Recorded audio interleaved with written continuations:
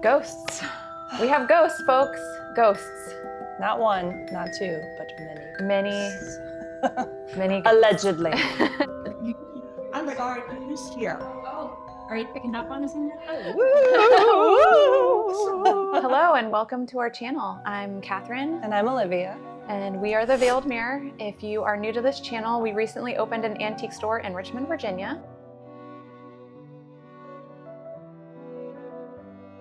During our process of renovation of our space, we were informed that we might have a few other inhabitants. A couple extra employees that aren't on the payroll, if you know what I'm saying.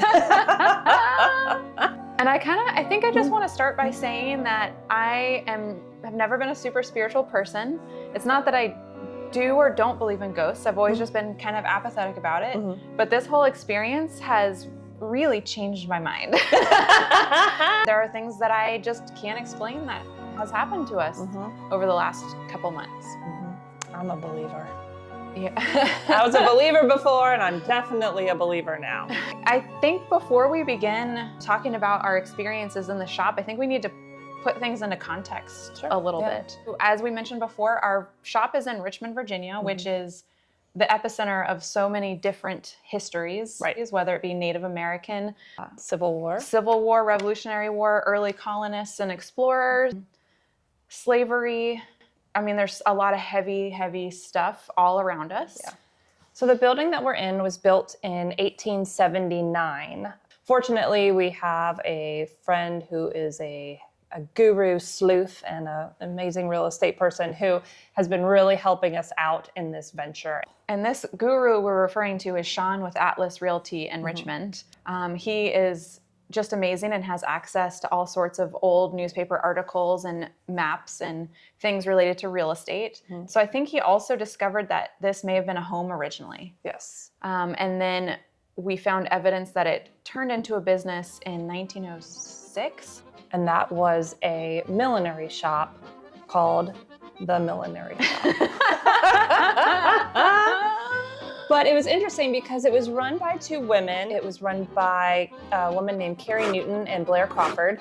And their story was very similar to our story and how we started. They were two friends who had worked retail, basically, at another prominent shop. They had already built up a clientele and they decided to branch off and start a business of their own. And so they were only here for a short time. Yes. Because we found out that she broke her lease early.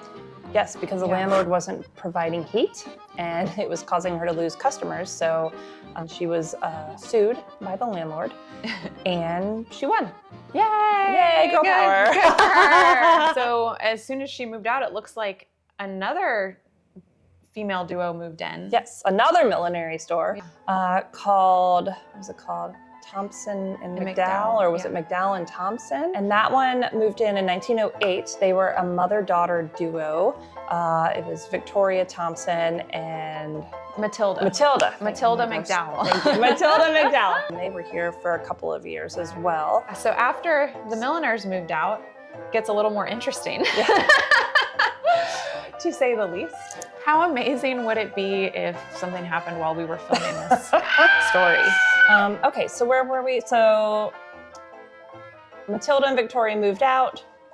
Oh yes, and then I'm not quite sure how you would describe it. It was like they called it kind of a hair salon, but it was a place where you would buy like hair wraps and hair switches and hair pieces, I guess maybe to like do your Gibson girl bouffant. And they were always advertising for human hair in the paper, which was a little Yes, they wanted to collect your hair, your Give human us your hair. hair. We will buy your hair. Yeah.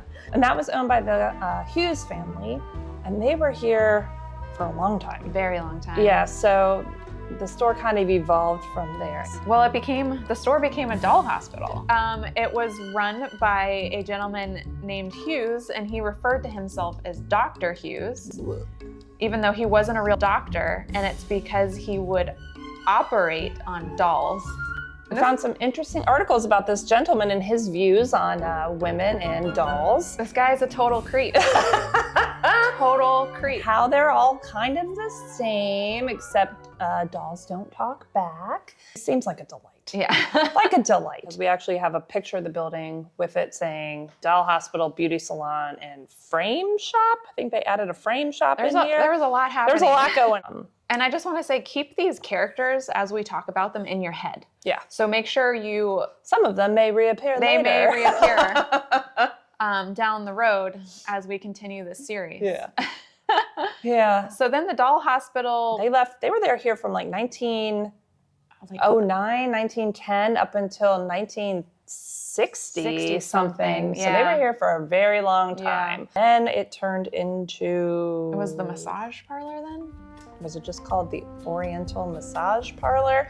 That specialized in relaxation massages, and they did use the quotes around relaxation massages. So it's questionable. It's a questionable massage parlor. Yeah. By the ad we found, and that's all I've been able to find on them. As far as I'm aware, at this point in time, this area was kind of going downhill too. Yeah. This area used to be the shopping hub. All of the department stores were down here. And then in the 70s, it started to decline. Yeah. Yeah. And then we went into the old Stag bookstore. So after the massage parlor, in the 80s, it became the downtown Stag shop. The property card referred to it as a bad bookstore. Bad bookstore. With dilapidated apartments up top. We also found an article about a shooting that happened in this Stag bookshop. The gentleman who was working here was robbed at gunpoint and he was shot. And there's a bullet hole in our window. Was shot from the inside. And thankfully, the gentleman who shot did survive. He did survive. He did not, so he's not haunting here. Well, he could be now. I don't know where he is. Yeah. But and then after the Stag bookshop, we go into, was it the market at that point? I think it gets a little hazy. So it's been like a market, like a local market. And then I think it definitely was a laundromat at one time. Oh, right. Then I think we go into the tattoo parlor and then the cycling studio. There was a cycling studio here, and that was the last business before we got here. Now us.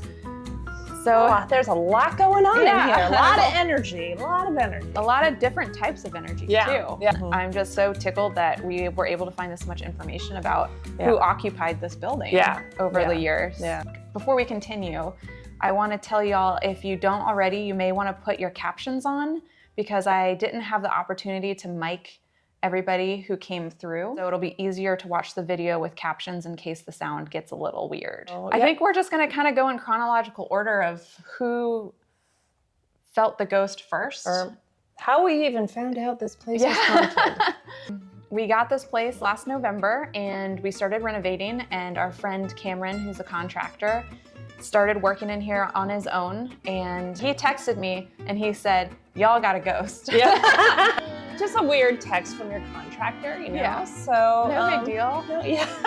So I asked him to elaborate, and he said, well, his toolbox kept getting slammed closed.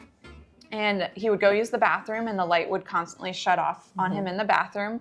And also the bathroom door would shut on him as well. So we decided that we've got to figure out who's here. Yeah. Yeah. And that's what started this whole rabbit hole. Yes. Prior to that, we also, we were still working on the space at the time. And we started having, at least I had quite a few experiences myself. So when we first started painting the outside, and I came inside to wash a brush in the bathroom, and I was washing it in the utility sink, and all of a sudden the lights went out. And I gasped because it just shocked me. And as soon as I did, the lights turned back on. And I took the moment to introduce myself to the ghost and, told them who I was and what we're doing here and what our goals were, and that I hope we can, work together and live together and be happy in this space. So that was my first experience. And I should say the bathroom lights have never gone out they went out on me once, and that was last week. Got her. Had never, ever gone out on me, and I have spent a lot of time in our bathroom. So the second event I had happened when we were painting the inside. It was actually right in this area we have 13.5-foot ceilings, and I was on a 10-foot ladder. We had plastic on the floor, and I distinctly heard the sound of footsteps walking. It almost sounded like someone was tiptoeing, like they didn't want to be heard, but you could hear like a heel on the wood, but also I could hear the plastic rustling because it sounded like someone was underneath the ladder. It didn't dawn on me until the sound stopped and I looked back and I could see Kath over the wall, and I said, "Were you just here?" It's like, "Did you just come out here?" I said, no, I was back there on the ladder the whole time. The whole time. Behind the wall, on the ladder, doing something completely different. Yeah. Nowhere near her. It was just, I was so confused because in my brain, I was so sure that it was Kath, like underneath the ladder, that it didn't, when I saw her back there, it was just kind of like, you know, one of those moments where you're like, wait a minute, weren't you just here? How did you get back there so fast? And it wasn't her. And I can't explain it. I just can't explain it. And meanwhile, I'm still blissfully unaware of anything and everything. I just have that theme song playing in my head, do, do, do, do, do, do, do, do, and nothing's going on with me. Yeah. Bye, Dozer. Goodbye. So all of this led us to asking our good friend Annie, who is sensitive, and I guess we could call her a medium. Yeah. We asked her to come to the store after all this started happening to see if she could read the building before we brought all of our merchandise in. And I want to say she doesn't do it professionally. No. She has an entirely different career, but she's willing to do it for friends. So we were really excited for her to come into the building, and her and our friend Devin came by. Mm-hmm. They both came out here, and she immediately felt a presence as soon as she walked in. Mm-hmm. I should say too, that day was the day that we found out there was a milliner shop here. Yes. Like pretty much right before she walked in the door, Sean messaged us and said, I found out who was there in 1906. It was a milliner shop. Yes. So one of the first thing Annie does when she gets here is she walks towards the back of the shop. And she immediately, oh, hi, you're back. Hello.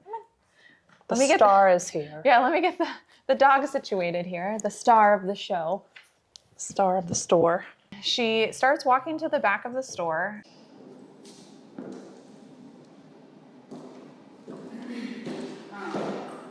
When we first walked back here, definitely.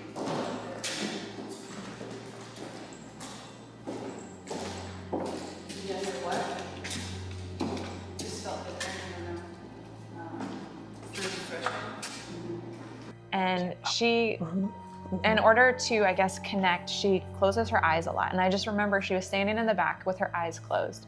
And I remember her saying, I feel something here that's related to fashion. And I said, okay, that's interesting. And then she said, but it's not everyday fashion, or it's not normal fashion. It's not clothing It's fashion. not clothing fashion. She's like, I see hats.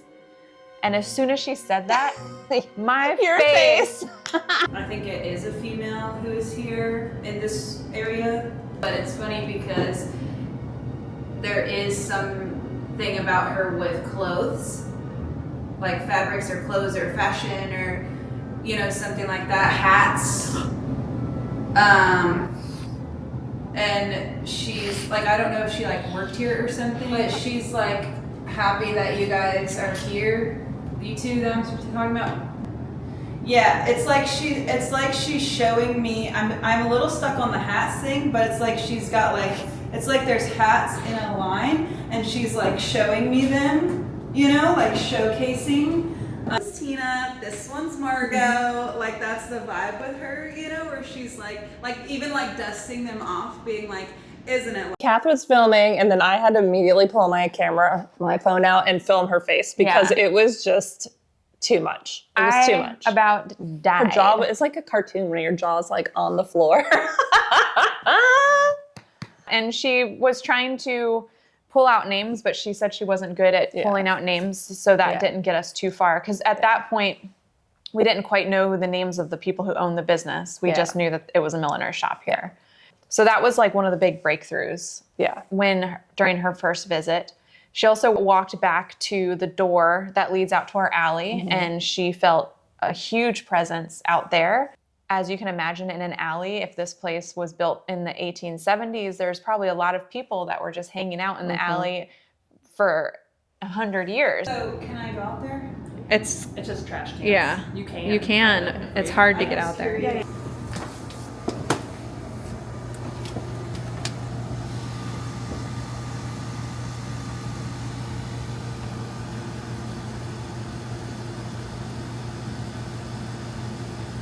Yeah, there's like people hanging out back here. There's people. I caught myself and I was like, I think people are gonna hear me. But no, like people, like dead people. Well, Like- obviously I know dead people. What are they doing? Taking a poop in the alley. No, I wanted to go out there because it was like I felt like people were hanging out there, like Oh.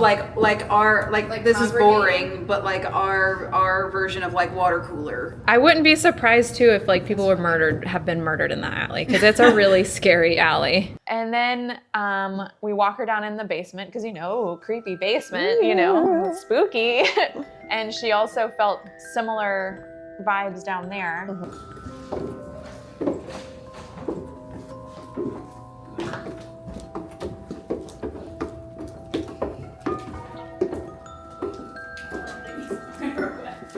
I keep being drawn to the door too, like in both. That's times, interesting. So it must be just a lot happening out there or something. But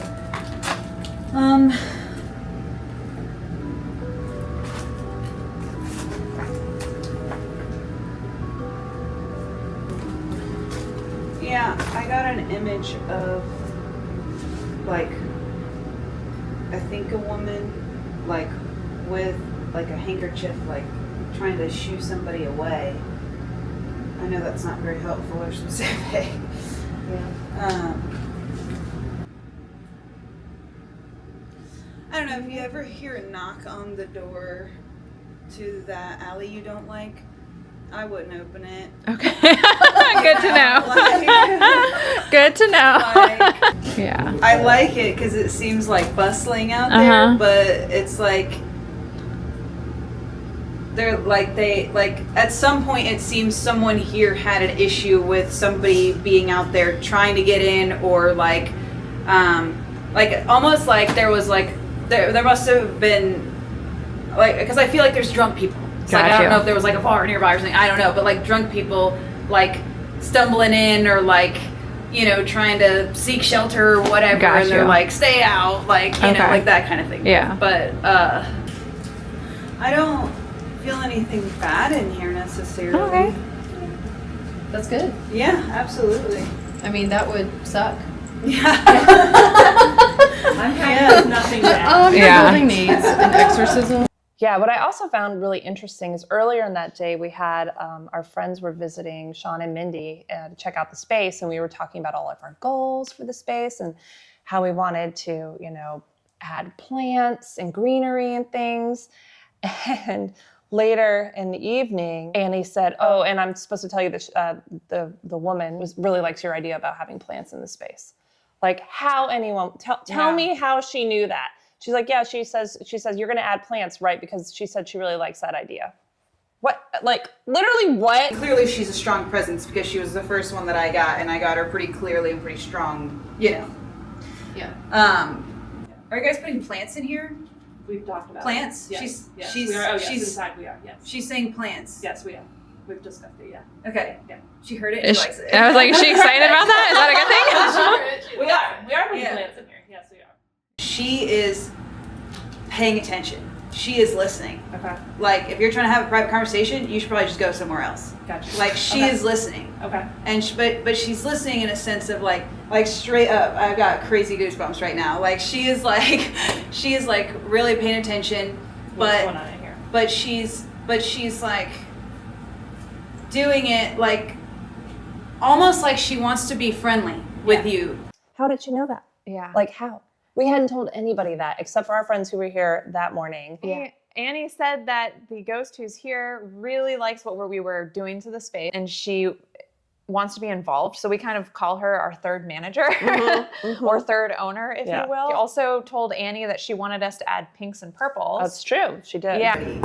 For them, but something she said is, I think she's like heard you all talking in here about what you want, kind of what you're telling us, but more detailed and more than that. And she wants to say like, throw a splash of pink and purple. Like she's like, she's saying like, make sure they throw a splash, like as opposed to what you've been Right. talking about or something, Okay. I guess. So we're gonna have purple somewhere. Put like a pink hat or something. Yeah. I don't know, like- Yeah. And we did, of course, add pinks, but I remember saying out loud, I was like, I don't know about the purples. Like, we're not super big Yeah. purple people. Yeah. But then when we opened the shop, all of our friends brought us purple flowers. Yeah, and we didn't tell anybody about the Yeah, purple. We didn't so tell anybody. It's just a weird coincidence that Oh, everybody brought us purple flowers. Coincidence? Perhaps. I think we might end this first episode here because after all of this happened, we started bringing all of our merchandise into the store and we invited Annie back. And we have a lot more ghosts. We have, not only do we have a lot more ghosts, but we found out a lot more about the building ghost. We also found out we have a wandering ghost. She's a wandering ghost. She's wandering the streets. Was she killed out there? We have had customers in here who've been affected by our ghosts, Yes. and we have some of that on film too. I'm the guard who's here. Oh, are you picking up on us in there? And this is just too much information to put into one video. So I think we're gonna have to break it up. Yeah. It's always interesting to me when you have multiple people who don't know each other, don't know they're coming here, and they all feel the same person and they all tell us the same things. They've all basically corroborated on the building ghost, the one ghost who is here in our building. Yes. 3 different people. And they've all said the exact same thing. which is wild. And one person even called out her name, which we're gonna get into in the next episode. Yeah. So I have chills right now. Yeah. Maybe it's our ghost. Yeah. Maybe you're being visited right now. Maybe, hopefully, if you're not a believer in ghosts, maybe you will be after this series. Let us know. Drop a comment. And don't forget to like and subscribe. And you can also follow us on Instagram at veiled.mirror. So thank you so much for watching and stay tuned for the next episode. We'll see you in the next one. That's right. Sleep tight.